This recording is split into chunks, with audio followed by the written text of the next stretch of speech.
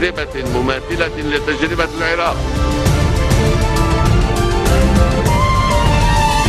Bonjour à tous et merci de nous rejoindre sur Futur TV pour cette nouvelle édition de la rédaction. Voici les titres de ce journal. Priorité à la libération des soldats libanais retenus par les djihadistes depuis près de 3 mois. C'est l'armée qui le souligne ce jeudi dans un communiqué. La troupe qui assure ne pas céder au chantage des terroristes. Et les parents des otages militaires poursuivent leur sit-in place Riyad El Sol près du siège du gouvernement qui examine en ce moment même le dossier des soldats retenus par les islamistes. Les droits de l'homme sont un suppositoire inventé par l'Occident. Une déclaration de Nicolas Fatouche. Le député a assuré ce midi ne pas avoir frappé Manalda ou une fonctionnaire du palais de justice de Babda.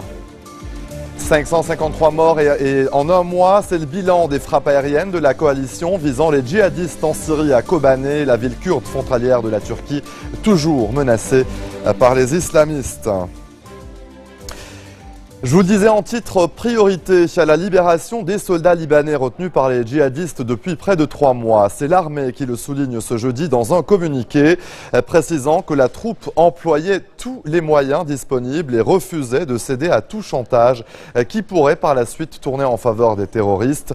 L'armée a également appelé les soldats à ne pas accorder d'attention aux rumeurs de désertion véhiculées par les terroristes sur les réseaux sociaux ou autres afin de miner le moral de la troupe. Depuis les violents combats entre l'armée et les islamistes à Ersal, une trentaine de soldats et policiers sont retenus en otage par les djihadistes. 3 d'entre eux ont été assassinés, dont 2 par décapitation. Les négociations pour la libération des otages s'installent dans la durée. Et les parents des otages militaires poursuivent leur sit-in place Riyad El Sol au centre-ville de Beyrouth. Cela fait un peu moins de 3 mois que les parents des soldats manifestent, organisent des sit-in et bloquent des routes pour se faire entendre, pour que le dossier de leur fils soit une priorité. Le Conseil des ministres examine d'ailleurs en ce moment même au Grand Sérail les derniers développements liés à ce dossier.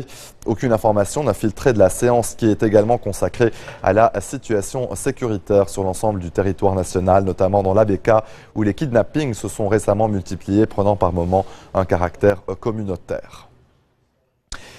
Je ne l'ai pas frappé. Une déclaration de Nicolas Fatouche, le député libanais, s'est exprimé ce midi lors d'un point de presse. Il s'agit de sa première déclaration publique depuis qu'il est accusé par une fonctionnaire du palais de justice de Babda, Manalda, de l'avoir violenté.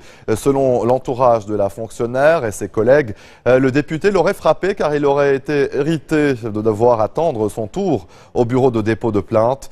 Lors de sa conférence de presse, le député a dérapé à de nombreuses reprises, déclarant par exemple que les droits de l'homme sont un suppositoire inventé par l'Occident.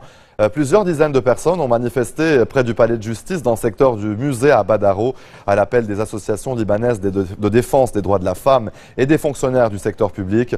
Ils réclament à l'unanimité la levée de l'immunité parlementaire du député Fatouche pour qu'il soit traduit en justice. Les frappes aériennes de la coalition visant les djihadistes en Syrie ont fait 553 morts en un mois, essentiellement des membres du groupe extrémiste État islamique. Un bilan de l'Observatoire syrien des droits de l'homme. La grande majorité des combattants de l'EI et du Front al-Nosra tués par les frappes ne seraient pas des Syriens. Lundi, les États-Unis ont procédé à un premier largage aérien d'armes et de munitions destinées aux forces kurdes à Kobané dans une tentative de freiner la progression des islamistes dans cette ville kurde frontalière de la Turquie. Il y a 31 ans, jour pour jour, le 23 octobre 1983, 58 parachutistes français de la force multinationale de sécurité à Beyrouth sont tués quand un camion piégé explose devant leur poste. Un hommage leur a été rendu ce matin à la résidence des Pins en présence de l'ambassadeur de France au Liban, de militaires et d'anciens combattants. Nous verrons ce sujet signé Nouraël après la pause. Restez des nôtres.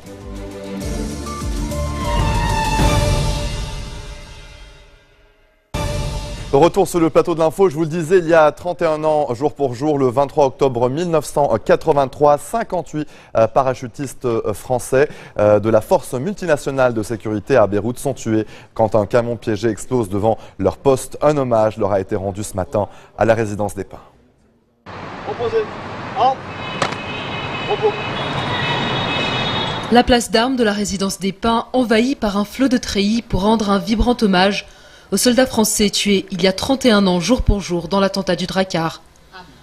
Venus au Liban dans le cadre de la force multinationale de sécurité pour défendre la paix, 58 parachutistes y trouvent la mort dans l'attaque au camion piégé contre leur poste. Une cérémonie chargée d'émotions s'est tenue en présence notamment de l'ambassadeur de France au Liban et de militaires, diplomates et représentants de l'État libanais, mais aussi d'anciens combattants. Le lieutenant-colonel Christophe était maréchal des logis en 1983. Responsable du poste de transmission le jour de l'attentat, il se souvient de ce 23 octobre. Je sortais du quart de nuit quand on a entendu l'explosion, la première explosion vers 6 h du matin qui concernait nos camarades américains sur l'aéroport. Et environ un quart d'heure après, un compte-rendu radio d'un des postes qui était à côté de Drakkar qui annonçait que Drakkar avait été touché, qu'il ne voyait plus rien, qu'il y avait énormément de poussière. Et peu de temps après, ils annonçaient que Drakkar était détruit, que Drakkar était tombé. Le bilan de l'attentat du Drakkar reste jusqu'à ce jour le plus lourd en pertes humaines subies en un seul jour par l'armée française depuis la fin de la guerre d'Indochine en 1954. Pour moi, ça revêt une importance toute particulière pour le devoir de mémoire de nos camarades qui sont tombés ce jour-là. On s'aperçoit qu'en une journée, ont été tués plus de la moitié des gens morts au Liban, morts français au Liban depuis 1978. Effectivement, c'est une grande fierté pour moi d'être commandant des troupes aujourd'hui. Capitaine Jackie Thomas. Mort pour la France. Capitaine Guy Hospital. Mort pour la France. Lieutenant Antoine Dejean de la Bâtie. Mort pour la France. Pour le colonel Aumonier, commandant des forces françaises de la FINUL, cette journée est une occasion unique pour ces soldats de pouvoir rendre hommage à leurs anciens tombés au Liban. Ça montre bien aux soldats que leur action s'inscrit dans la continuité, s'inscrit dans l'histoire. La France a été présente depuis plusieurs siècles à intervalles réguliers au Liban. On est à chaque fois venu en aide à la population libanaise quand elle était en difficulté. Beaucoup de soldats français ont payé de leur vie cet engagement pour le Liban, pour la population libanaise. Et encore actuellement, nous sommes plus de 800 là, déployés au sud Liban pour la paix au Liban. Et donc montrer le sacrifice de leurs anciens à nos jeunes soldats qui sont ici engagés à la FINUL, ça a beaucoup de sens, c'est très important. Fruit du hasard, 2 unités, le 1er escadron et la fanfare du 1er RHP, déployés au sein de la force multinationale en 1983, font aujourd'hui partie du contingent français de la FINUL. Le soldat s'inscrit dans l'histoire, si vous voulez. Et donc c'est important pour les jeunes de pouvoir commémorer l'action de leurs anciens, parce que le soldat écrit l'histoire avec son sang, avec sa sueur, avec toutes ses actions. Et donc le fait de pouvoir être ici au Liban, une trentaine d'années après, pour les mêmes unités, avec des soldats différents, il y a quelques grands anciens encore qui servent encore dans nos unités. Pour les jeunes soldats, ça a beaucoup de signification, c'est très important.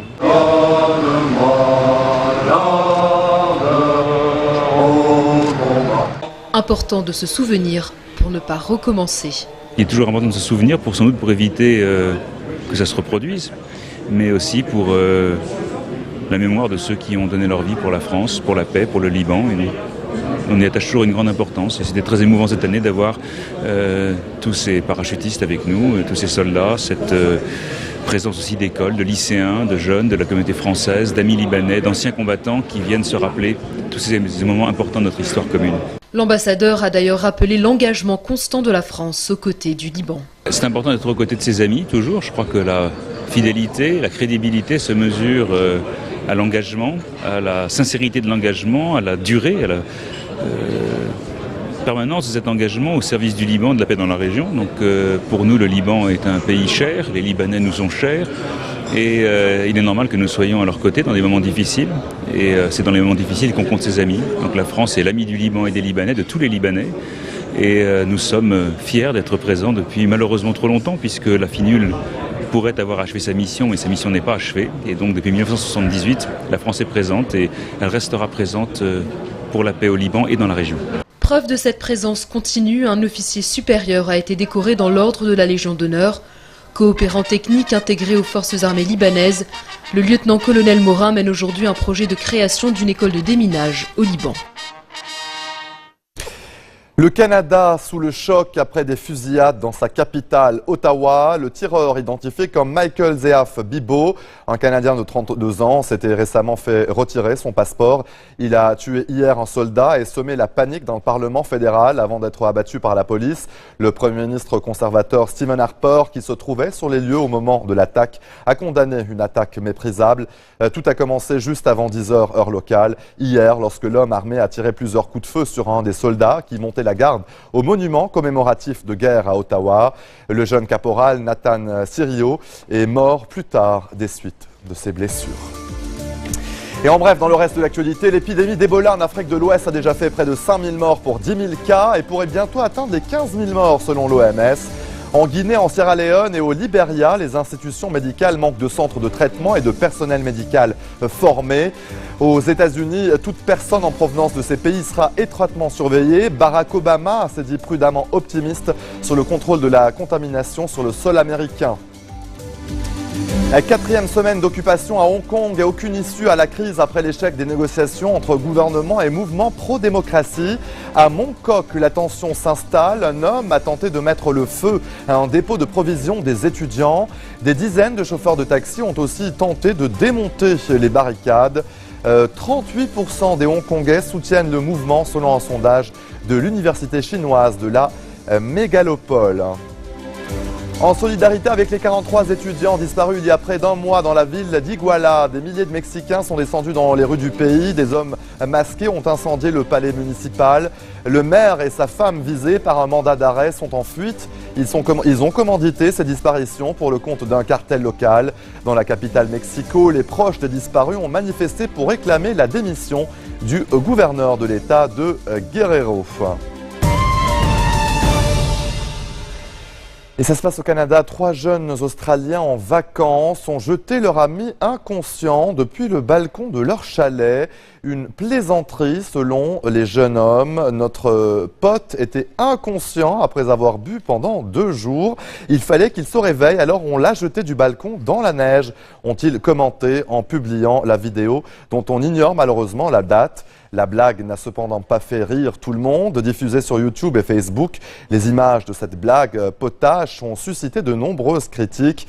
La police enquête sur l'incident.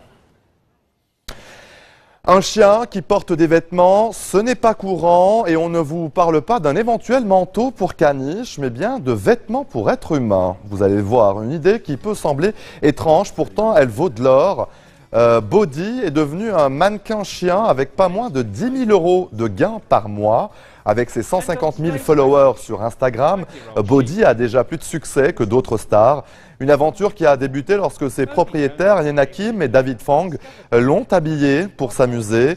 Tous deux ont démissionné afin de se consacrer à ce commerce juteux. Entre ses apparitions à la télévision, les séances photos et les messages sponsorisés sur les médias sociaux, le Menswear Dog empoche donc jusqu'à 10 000 € par mois. Voilà qui devrait vous faire regarder votre chien d'un autre œil. Into his spot where he usually shoots. Now Bodhi has over 146,000 Instagram followers, and fashion labels are queuing to sign him.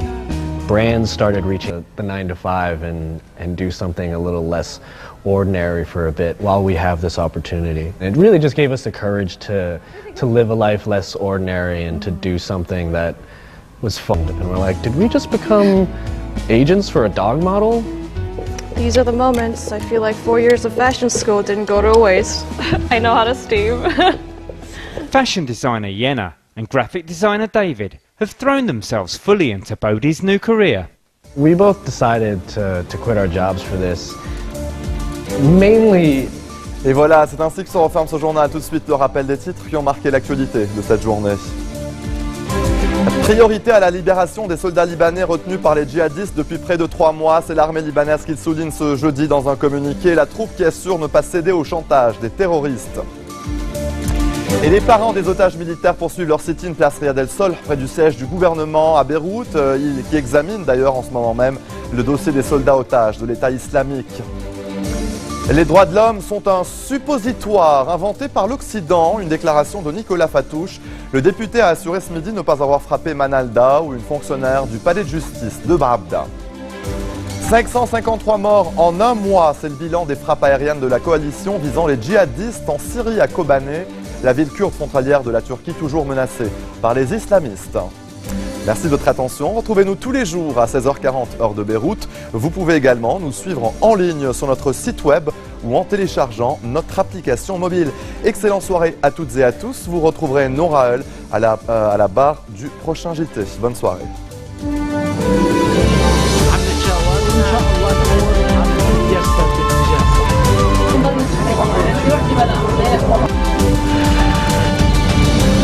لن نكون على رأس تجربة مماثلة لتجربة العراق.